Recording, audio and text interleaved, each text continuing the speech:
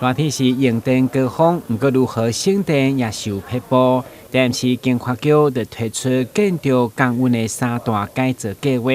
当中的冷气清洗保养卖当成1-2成的电力，加上辅导业者加装空气门等等，加改预估一档会当省超过47万度电，成效丰富。今年这个计划在推动过程之中，我们针对像机关、学校、服务业、住家、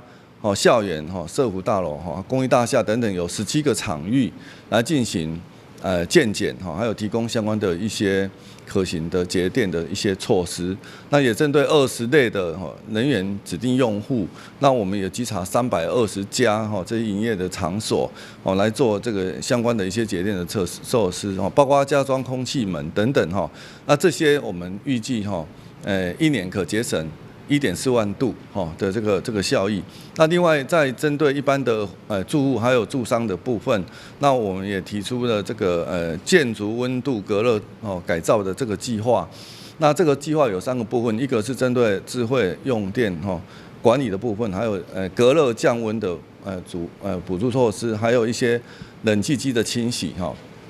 那这方面也可以创造这个42万度的节电的效果。那另外我们今年也补助366户的这个住商清洗冷气。那我们清洗补助1半一半的这个部分。那这个部分也可以就是每一台可以节省用电大概10%到20%的这个节电的效果。当然，天气热加吹冷气，嘛会调整冷气适当的温度。经发局的鼓励严格场所响应会议室定26度，用餐定23度的26、23温度，创造人客舒适也者省电的双赢。同时，消费完成指定的任务，也给人参加经济部能源局的抽奖，带动省电的风气。台湾新闻，郭文吉、林英根采访报道。